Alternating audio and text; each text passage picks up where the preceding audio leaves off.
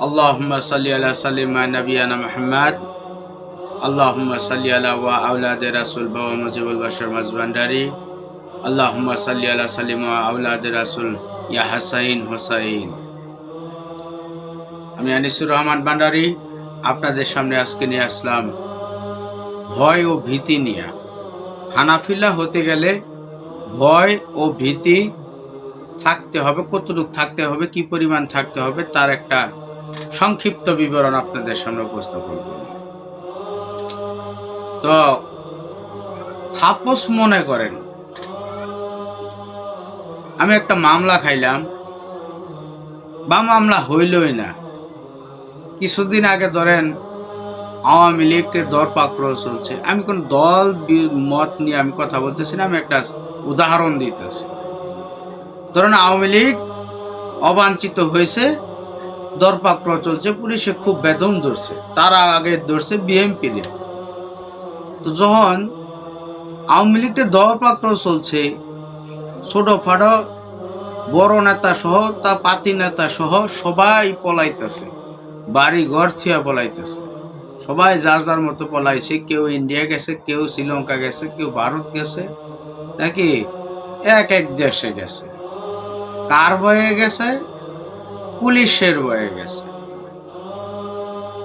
তো আজকে যদি এই মুহূর্তে শুনেন কোনো অজানা কারণে আপনার বাড়িতে পুলিশে রেড করবো, আপনারা ধরতে আইব, আপনি তো লঙ্গি গামছা থুইয়া উল্টে পাল্টে দিবেন দৌড়। কে ভয়ে পুলিশ হইতেছে।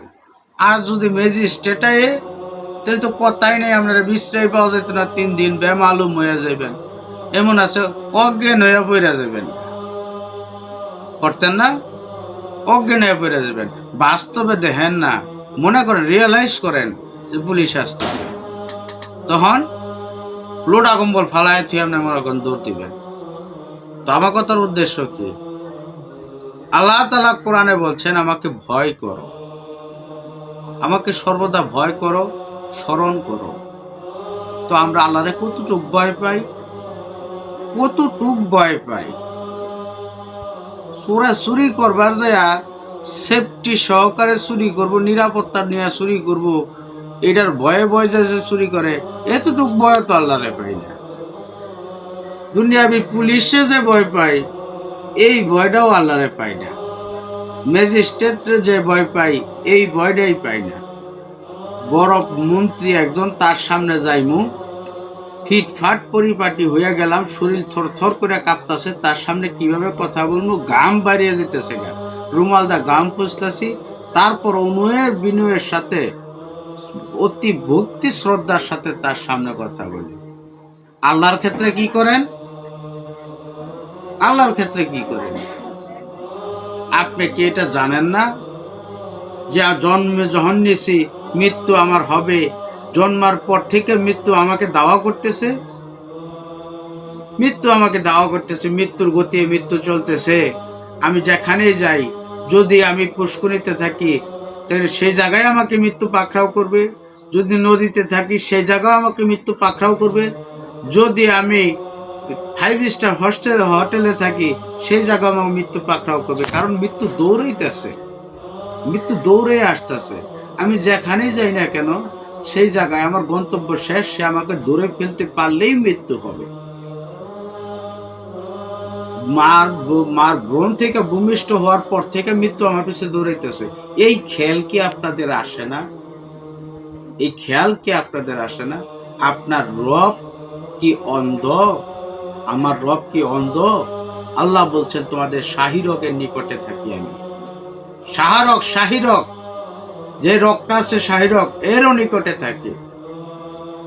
1,24,000 প্রতি সেকেন্ডে 24,000 বার তোমার ইন্দ্রিয়র ভিতরে, শ্বাস প্রণালীর ভিতরে আমি আসা যাওয়া করি। একবার আসা যাওয়া বন্ধ করুক, তুমি শেষ, ফুস বেলুনের মতো শেষ। তুমি সেই রবকে ভয় পাও না, আমি সেই রবকে ভয় পাই না।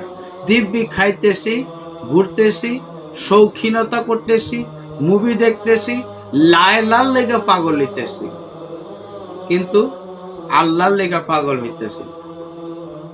আমার বড় জেঠারে ভয় পাইতেছি, আমার বড় চাচারে ভয় পাইতেছি, আমার এমপিরে ভয় পাইতেছি, মন্ত্রীরে ভয় পাইতেছি, গভর্নরকে ভয় পাইতেছি, ম্যাজিস্ট্রেটকে ভয় পাইতেছি, হ্যাঁ, পুলিশকে ভয় পাইতেছি, ডিসিকে ভয় পাইতেছি।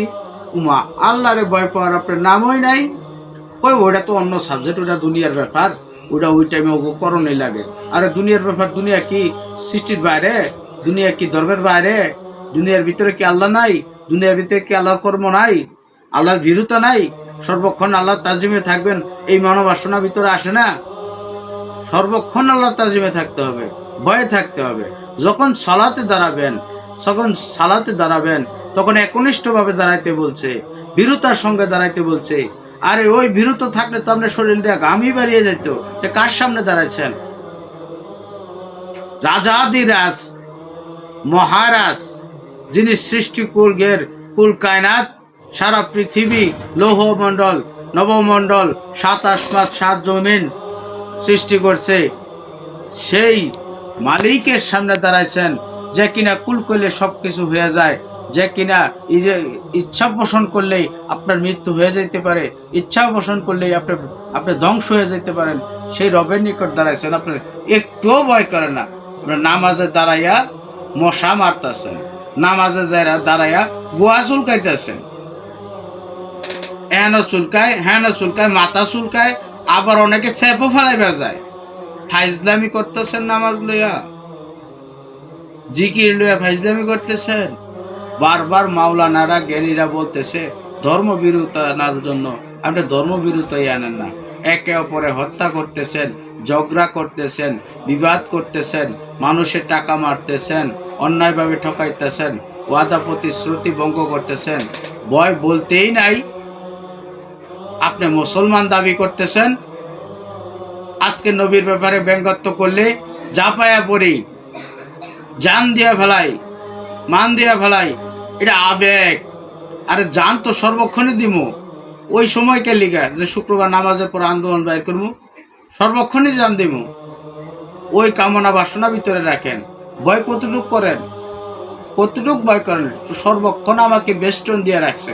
আল্লাহ তাআলা বলছেন, তোমাদের সর্বক্ষণ আমি বেষ্টন দিয়ে রাখছি, সর্বক্ষণ তোমরা আমার নজরের সামনে।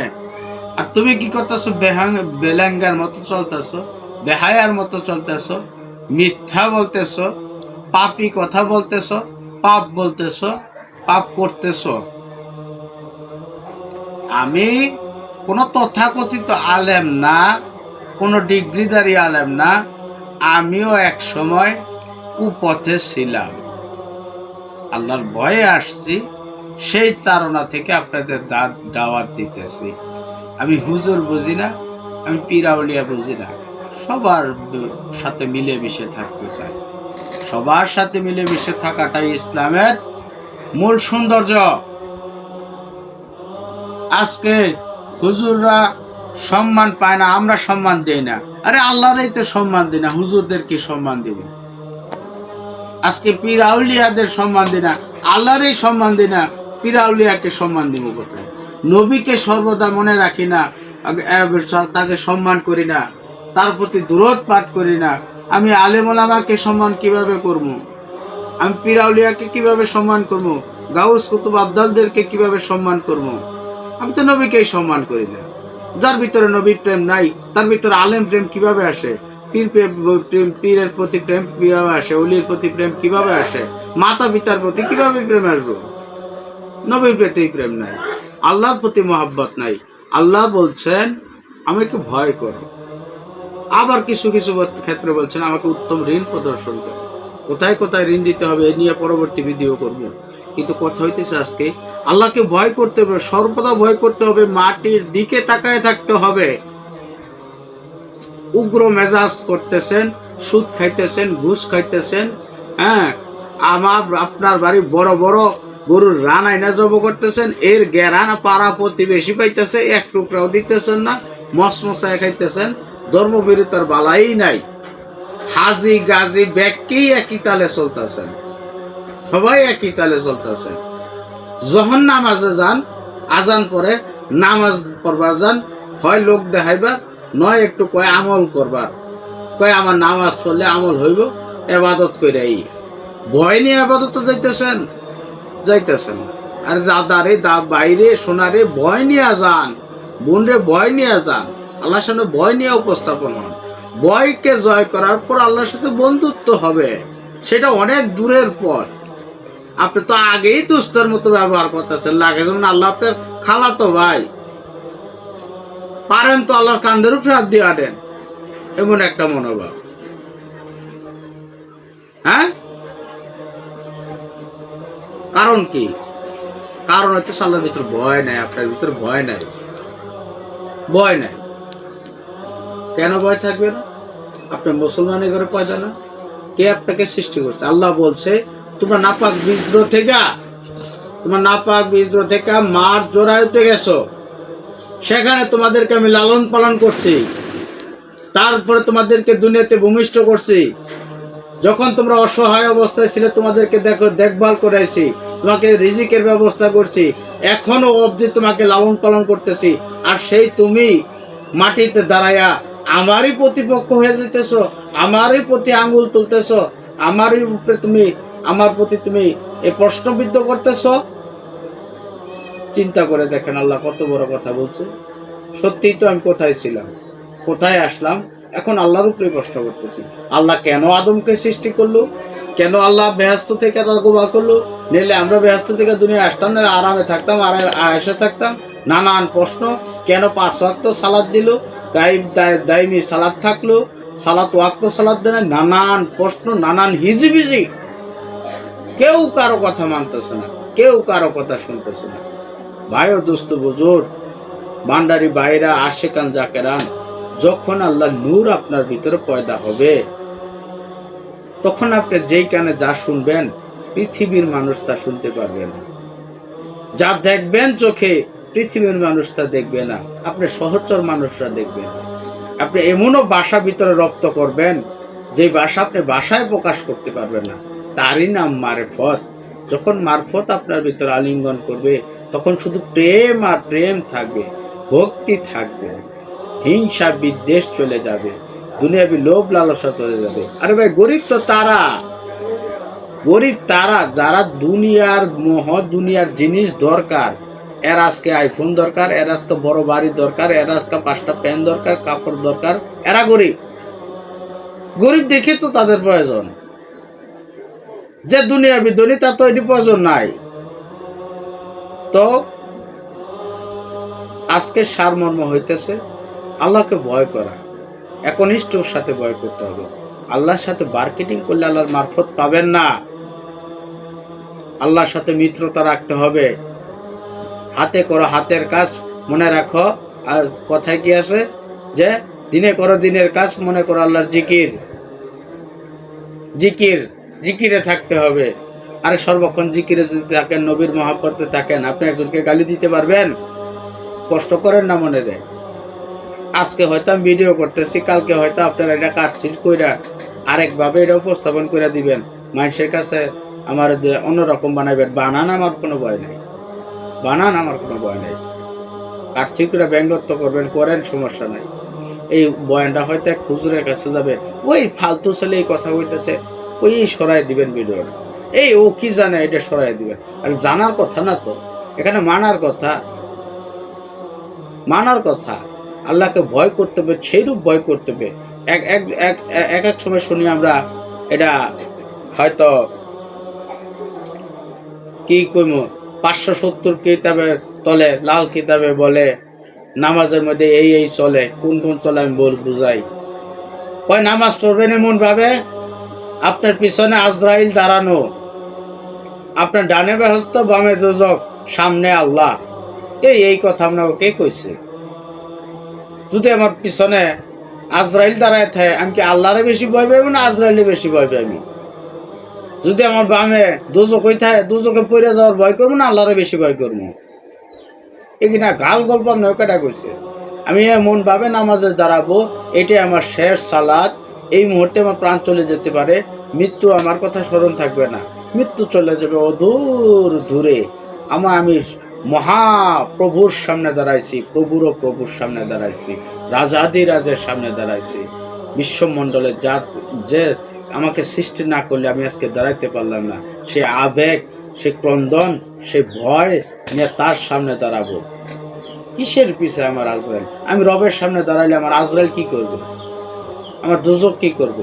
সে ভয় নিয়ে, অনুগত্য নিয়ে, আনুগত্য পোষণ করে তার সামনে দাঁড়াইবো, তার সামনে আমি সেজদা করব, তার কুদরতি পায়ে সেজদা করব। আল্লাহ রাসূল বলছেন, তোমরা রবকে দেখা সেজদা করো। যদি না দেখা সেজদা করতে পারো, তাহলে ভাবো যে রব তোমাদের দেখতেছে। ওয়া খায়রা দাওয়ানা আলহামদুলিল্লাহি রাব্বিল আলামিন। আসসালামু আলাইকুম।